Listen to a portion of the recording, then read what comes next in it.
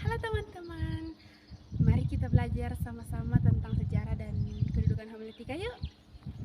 Jadi di sini kita akan belajar tentang sejarah homiletika dan kedudukan homiletika. Yang pertama, sejarah homiletika yang dimulai dari zaman bapak-bapak leluhur sampai dengan zaman hakim-hakim. Yang kedua, zaman sebelum pembuangan sampai dengan zaman pembuangan.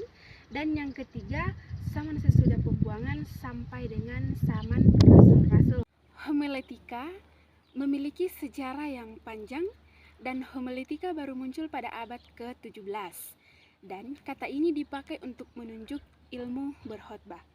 Sejarah perkembangan homiletika dari zaman bapak-bapak leluhur sampai zaman hakim-hakim.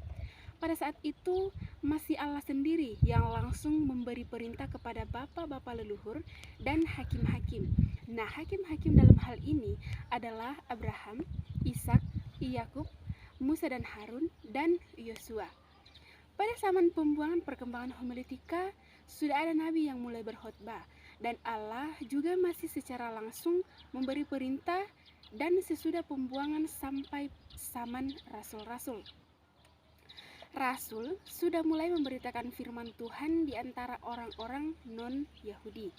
Dan Petrus menggunakan model naratif atau bercerita dengan penuh keyakinan. Dan di setiap zaman ada perkembangan baik sedikit maupun banyak. Nah, sekarang kita masuk ke dalam kedudukan homiletika dalam teologi.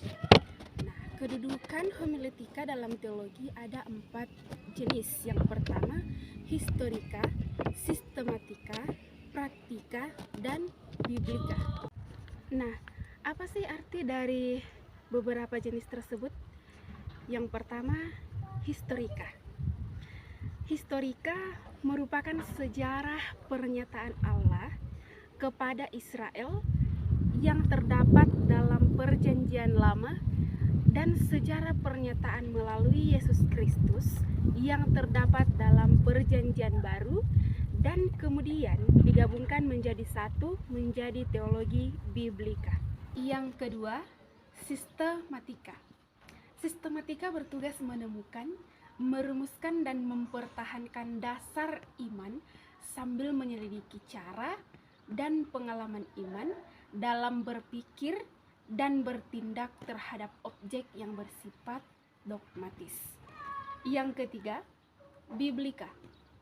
Biblika bertugas menggali arti serta makna yang benar dan kebenaran yang ada di dalam Perjanjian Lama dan Perjanjian Baru sebagai pegangan iman. Dan yang terakhir, yang keempat, yaitu praktika.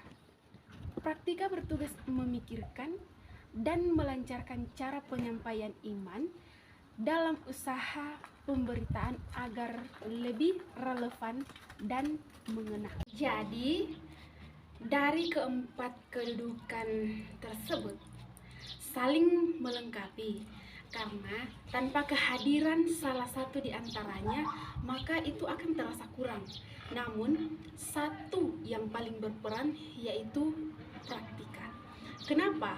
Karena tanpa praktika, doktrin dan pengertian akan Alkitab itu akan sulit dimengerti dengan baik oleh orang lain.